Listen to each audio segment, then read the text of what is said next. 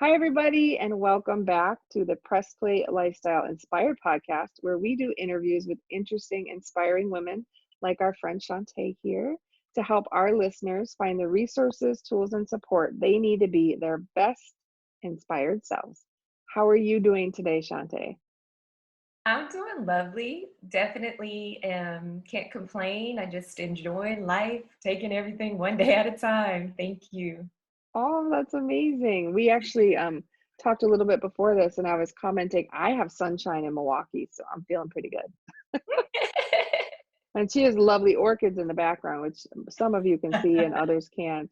So, Chanté, would you just be kind enough to take a moment to tell the audience just a little bit about yourself and what you do? Yeah. Well, I love to start out by saying I am a wife and a mom. I've been married coming up on 15 years and just enjoying the journey of marriage, right? Where we learn the ups, the downs. But I guess when I think about being married, the beautiful thing is it truly does bring out the best in me, the best in my husband, just learning each other, constantly growing.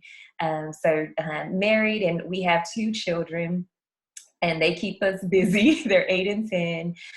So just enjoying life as it is today. And I start there because that hasn't always been, the case. And I didn't even think it was an option, and you'll understand why in a moment. That's my current situation, and I have a nonprofit. So through my nonprofit, you'll get to hear more about that also momentarily. But that keeps me busy as well, just reaching out to help women heal and stay at home mom, just juggling things that we do as women. But I cannot complain. I truly am very grateful and blessed to uh, enjoy life as it is now. As I mentioned, it hasn't always been this way. The smile, the joy hasn't always been there. I had a life where growing up, and everybody starts there. What was life like growing up? And for me, it was generally good. Grew up in a home where, to this day, my siblings, my sister and brother and I, we say no matter what, the good, bad, and the ugly, we always felt love in our home. There was so much love there, and we never felt like mom and dad, they don't love us, or we messed up and now they just hate us. We felt so much love, and I'm so grateful to the love that I experienced in my home. But on the contrary, outside of my home, there were incidents that did not display anything near what love should. I had incidents as a young girl, younger than 8 years old, experiencing sexual trauma. And I feel like I've been given, and I chuckle when I say it, but it's like this gift of transparency. And I think it's because I lived in a place of shame for so long that when I came out of that place, I realized how damaging it was. And literally, I'm like, I could not bear to witness someone else going through that season of shame or guilt and just hiding in a cave because of their, traumatic experiences. With that being said, I share very transparently my story and the experiences that I've had. So, as a young girl, I had incidents too that I remember clearly. One being forced to uh, participate in inappropriate sexual activity.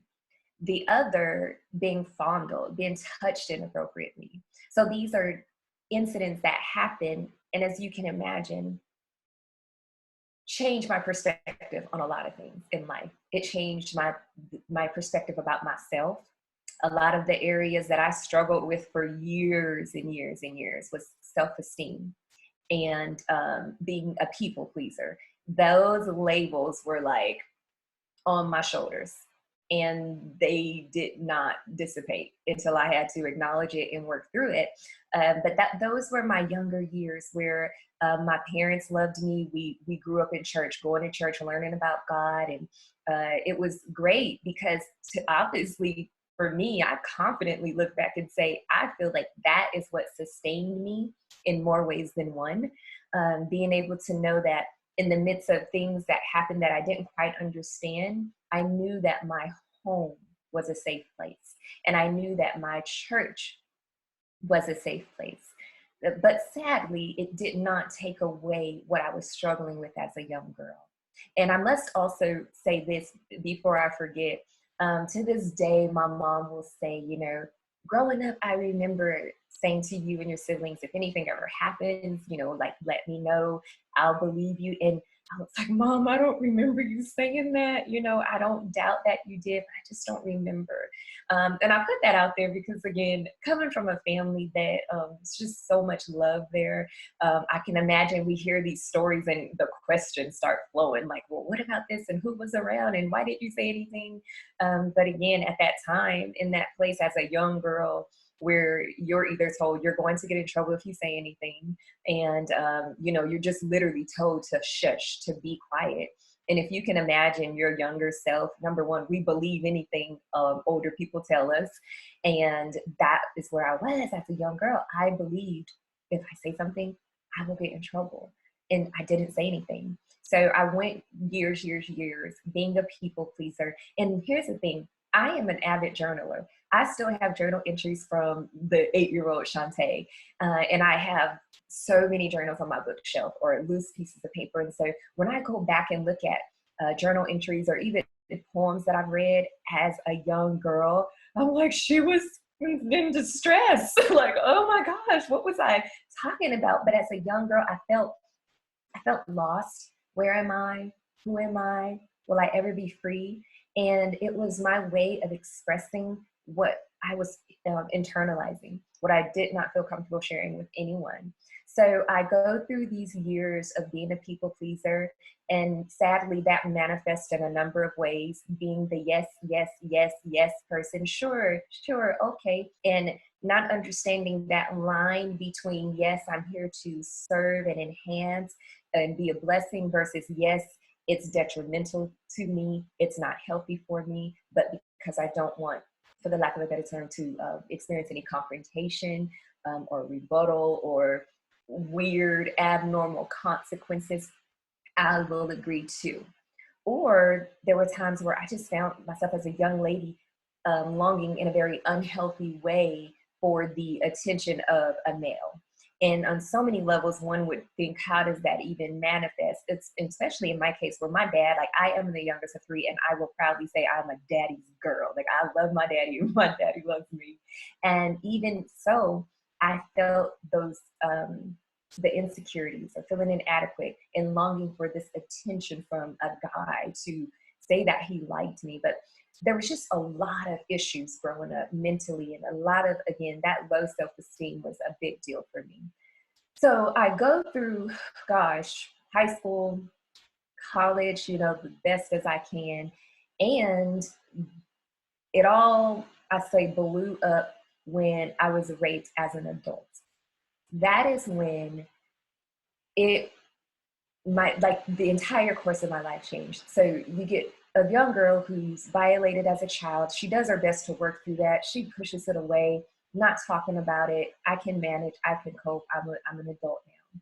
And sadly, I was in a relationship with someone who there was an initial attraction. There was intercourse. And then it got to the point where I realized this is not healthy. If I call myself a Christian, if I'm supposed to be like a follower of Christ, then I really have to make sure that I'm walking that out. So I tell this individual, yeah, we got to cut this, not happening. This is, you know, I'm like, I'm going against my own morals. You know, I'm going against some of the things that I've committed myself to. And at that time, it was understood, it was respected. And this was a person where we had mutual friends. So after this conversation, when I would see this individual, it was like, oh, they respect me. You know, let's be real, ladies. You know, there are times when we can put our foot down and draw the line, and we are talked about, right? Something said about us. I can't believe you don't want to continue in this relationship and you're shamed for that. I didn't feel that from this individual at all. And I'm putting these specifics here because what I've learned through the work that I do, a lot of the shame and the guilt comes from the details that we think are so abnormal and exclusive to our issues, we're shamed, and then we never heal because we're like, that part I can't talk about, that part I can't deal with. Well, I hope I'm not the only person, but I am one of the ones that will say that part is significant, and that part shouldn't carry any guilt or shame if that's where you were at that time. So with that being said, this individual, and I always preface it, he was a massage therapist. I give those details, and it does open a can of worms sometimes because, again, we're human. And look, I've heard the worst. So some part of me has, been made of steel to be okay with, the rebuttal or the questions that come with this. But again, I don't mind sharing my story because I can only imagine all the others out there who I've already talked to personally, I may never meet, but I know how it is. So here it is. This person was a massage therapist, and I had sessions with this individual, professional sessions, didn't feel threatened by him. So months later, after I made my change and I'm, renewing my mind and on this right path, I came into this season, and these are those moments where you look back and you're like, man, that decision changed the course of my life. I had a work project that was planning for an event, a lot of stress, a lot of planning, a lot of work hours. And I remember telling myself this day, I need to go to a chiropractor or a massage therapist because my body physically, I am beat. I have back problems, I am beat. Well, Chante decides she's going to save money. I'm going to call my friend and schedule an appointment and get a discount, this is someone I know, I trust. I've never felt threatened by this person in my life. Well, I make the appointment, and I say what started out professional became unprofessional very quickly. I would never forget when the tides turned. He had this massage therapist set up in a home, and he dismissed himself so I could prepare. And once he re-entered to start the session, it started out normal. And very quickly, the tides turned. And I remember thinking, is he touching me inappropriately? Like in my mind, like, no, he knows better. No, he's not like that. Yes, I know what's happened in our past, but there has never been any level of discomfort or, anything like that. So no, that's not happening. So I'm literally already trying to talk myself out of this.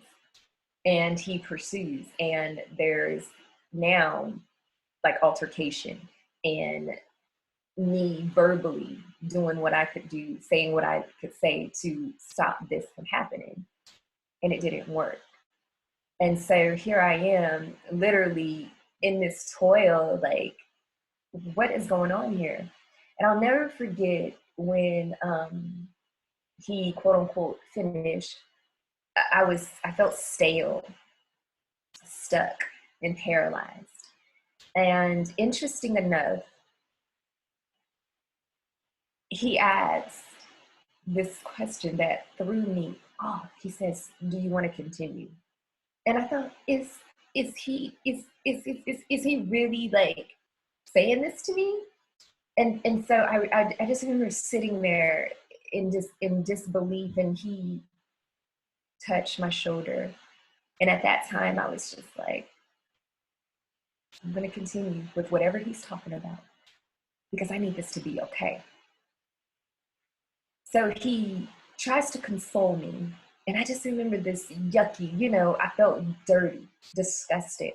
But in my mind, like my brain was like, whatever it takes to be able to leave this situation and be okay, whatever it takes.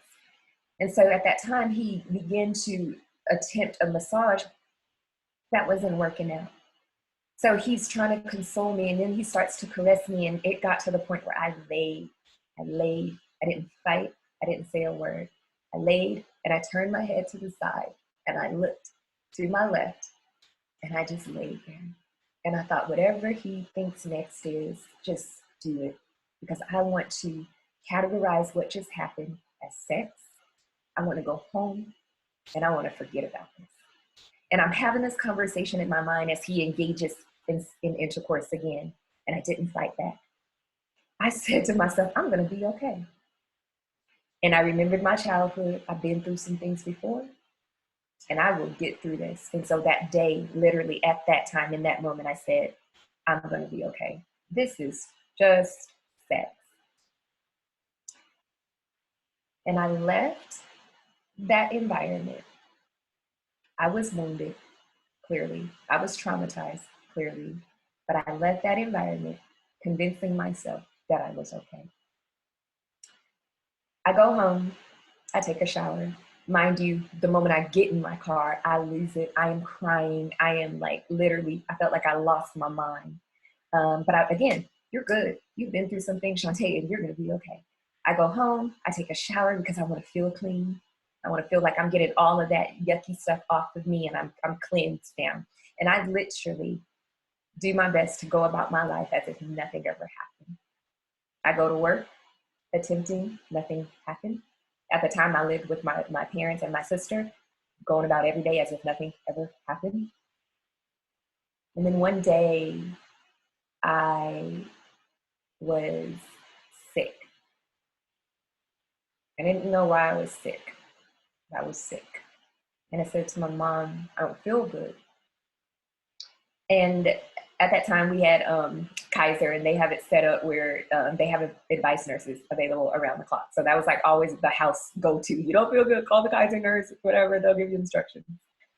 And I called Kaiser, and I gave the symptoms. And I'm 24 at the time. So you can get an idea of, I'm mature enough to, make my own decisions, etc. I'm 24 at the time. So I'm talking to the nurse. And she's asking me my symptoms, and I'm telling her, just to me, normal, no connection of anything, just let her know how I feel. And she says, well, ma'am, you either have the stomach flu or you're pregnant. When was the last time you had intercourse? And I froze. I'm like, and I froze, and all I could hear, I could say this to her very faintly. I told him no. I told him no. And she's like, ma'am, what? I can't hear you. And I said, I told him no. So mandated reporter, she gets the police on the phone, and I'm like giving more details of what happened that day. And immediately I'm literally forced to deal with what I tried to bury about a month or so ago. So my world turns around all over, upside down again, where police are at my home, ambulance are at my home, and then I have to tell my parents, this is what happened to me. This is why the police are here. So that night, trauma all over again. Police report, drive by the location it happened, ducking in a police car, pointing it out, and then having to be at the hospital for them to confirm that I am now pregnant. Now I'm carrying a child from a horrific trauma, and I was a mess. Can't sugarcoat that. I was a mess.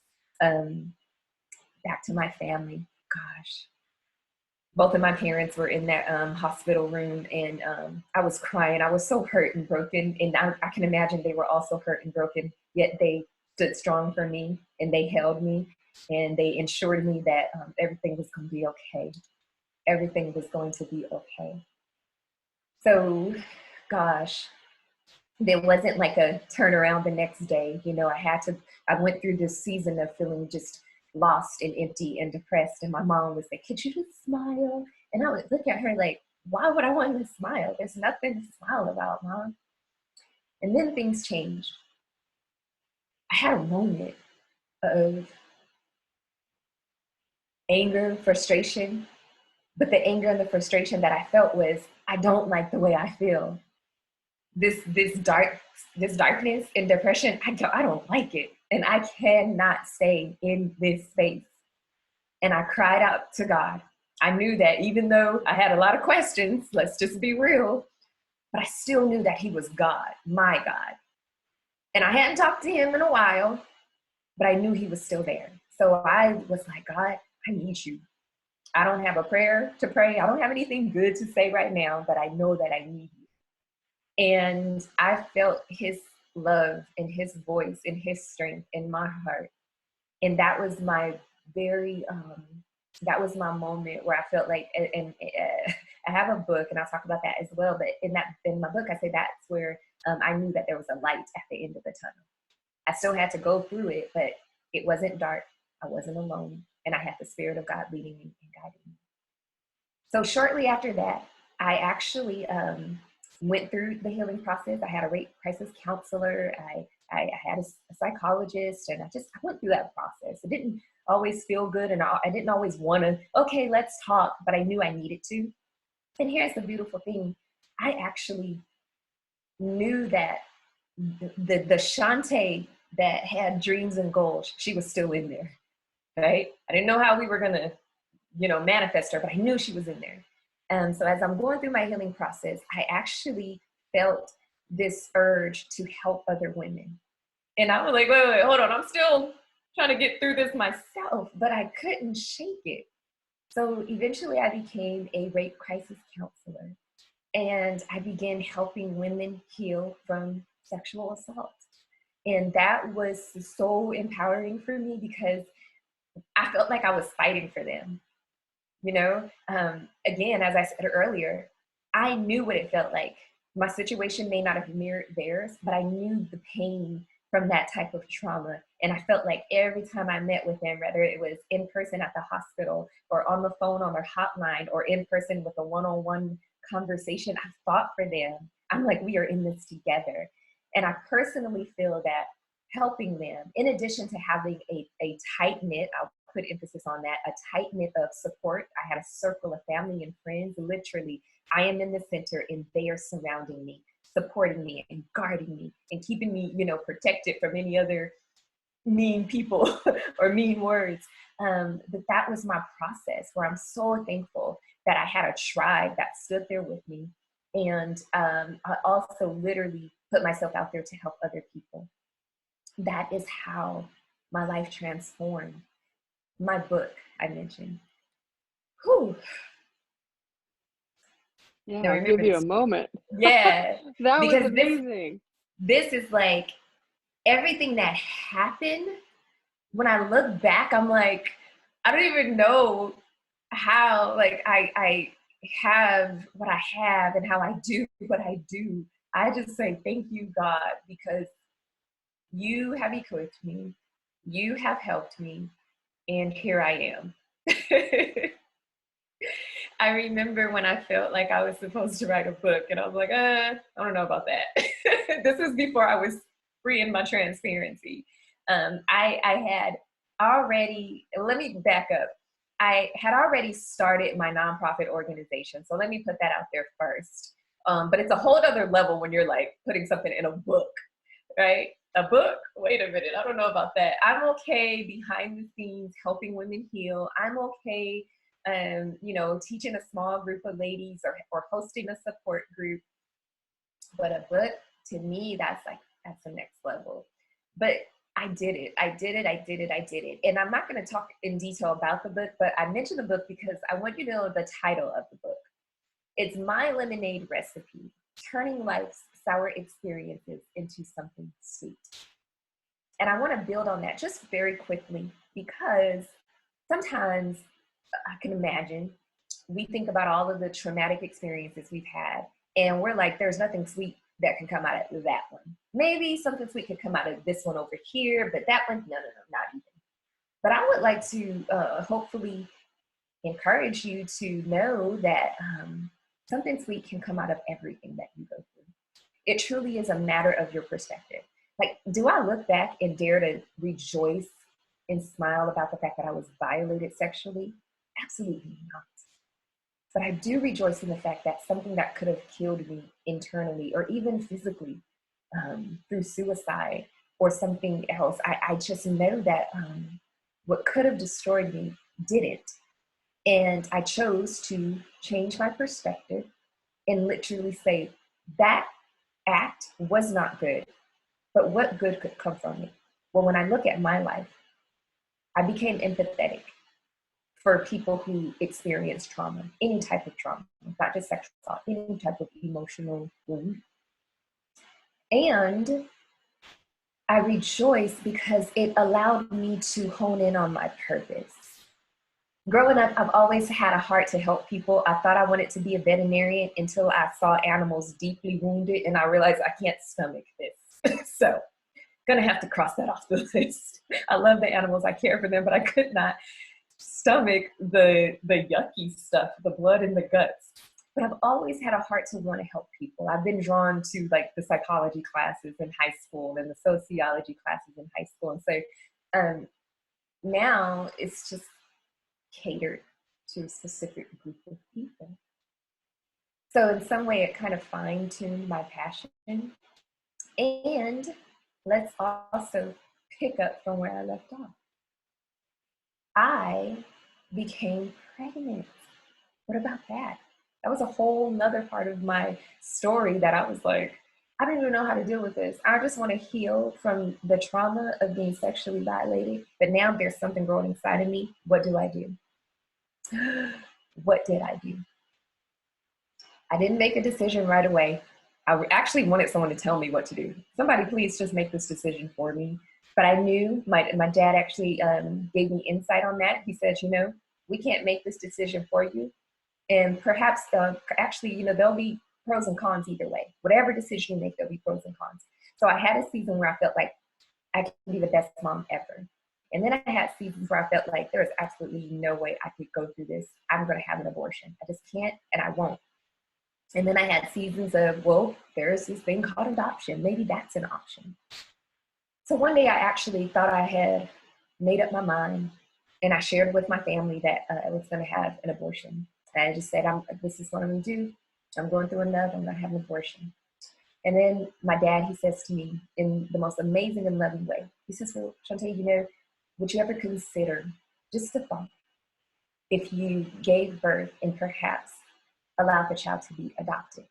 Or maybe by that time you would feel like you would raise the child. Just have you ever thought about that? And then even become an inspiration for somebody else down the line. And I remember sitting, we were all in the kitchen, and I thought, maybe I'll think about it. We'll see. So I gave myself some more time to really think and even do, you know, the research. I'm Googling a lot of stuff, and I met with an adoption social worker, and, you know, I'm trying my best to be well informed, okay? And there was another moment. I was at work. I worked for the YMCA at the time, and I have to shout out the YMCA and the YWCA.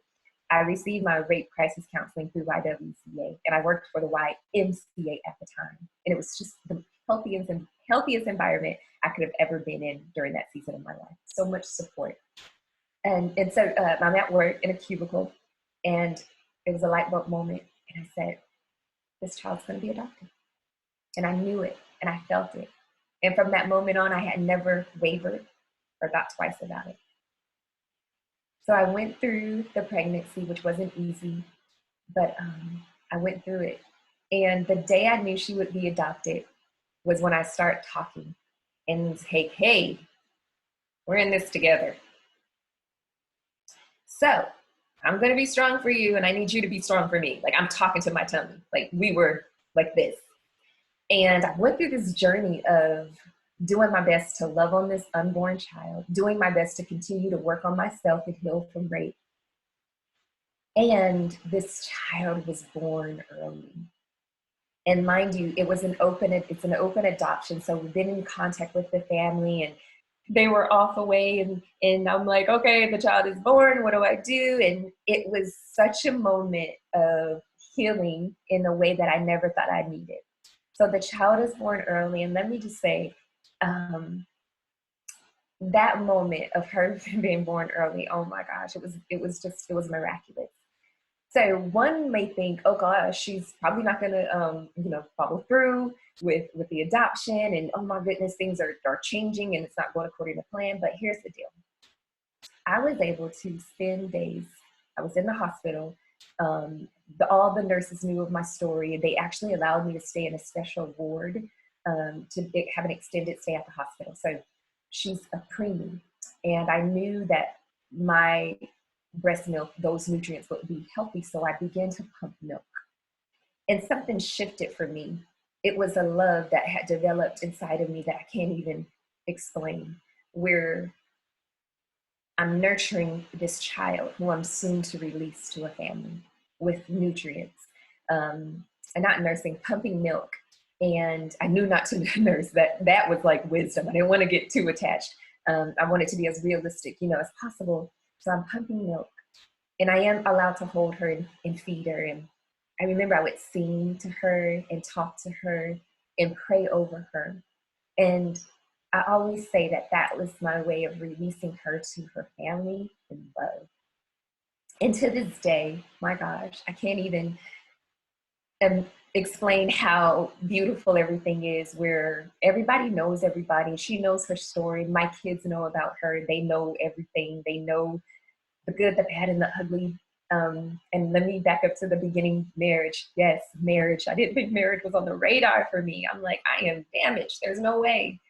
But my husband, my gosh, as many would say, my knight in shining armor, he was in my life before the trauma.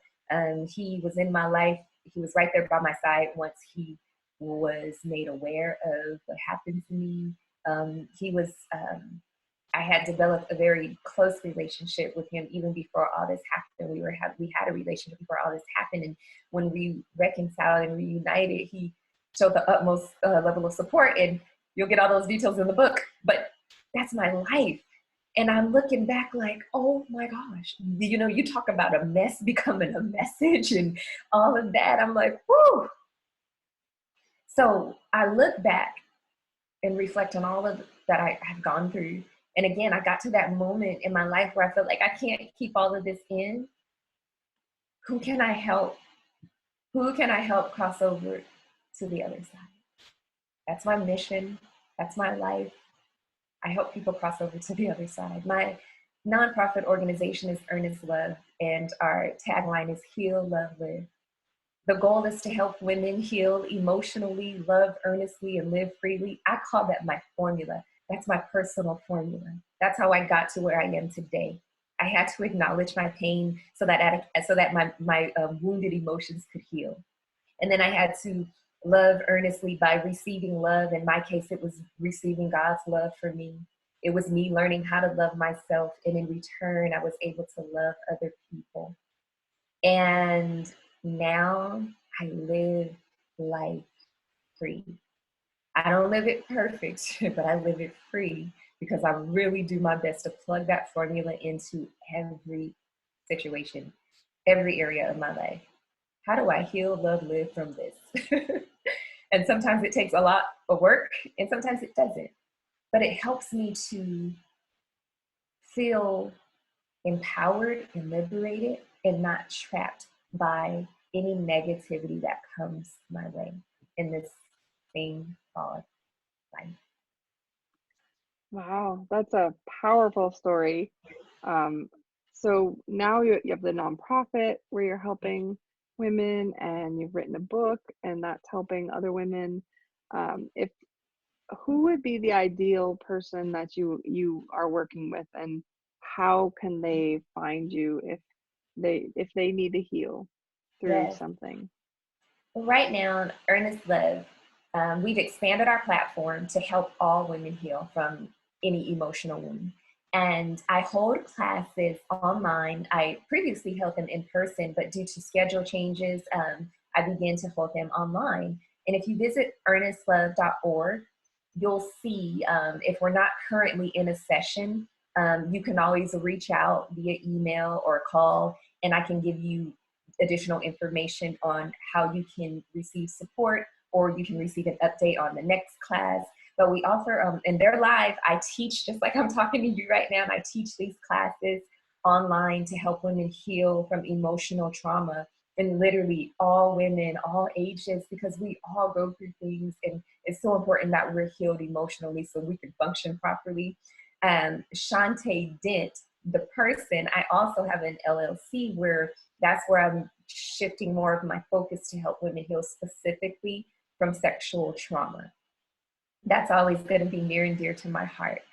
So I don't leave anyone out under the umbrella of Earnest Love. All are welcome. But in terms of like that specific sexual assault, that's where I do make myself available, and the terms and all of that is what I would cover, one-on-one conversations. But I am available to just assist women through their healing process. I say, and I chuckle, I'm not a psychologist. I say I'm not a psychologist and I'm not a therapist, but I'm a friend here to help you heal, love, and live again.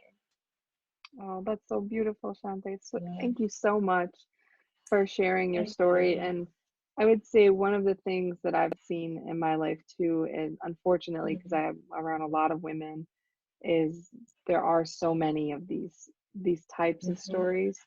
Yeah. But a lot of people haven't found Mhm. that freedom yet of transparency. Yeah. And Mhm. if we don't talk about it, we keep bringing it about, right? If we don't tell people the little details, they think that those little details don't matter.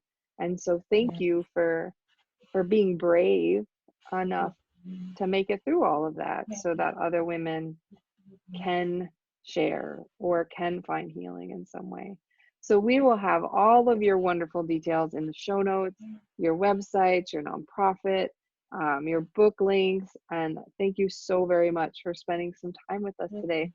Any parting Yeah. words you'd like to offer up to the audience before we go? Yeah. Well, thank you again for having me. And lastly, I would just share or encourage each individual to be okay with where you are and to be okay with your story and not to ever feel pressured that you have to share anything with anyone. Sometimes your therapy is you and your journal, or you and your conversations with God, you and your prayer time. And I just want to encourage people to be patient with themselves. Sometimes we want everything to just go away tomorrow. And then unless we experience a miracle, I don't doubt miracles, I believe in them. But if we don't, we have to also be okay with that process and just be comfortable and confident with where you are and not to allow anyone to shame you or to blame you. Well, why did you do that? Or why didn't you do that?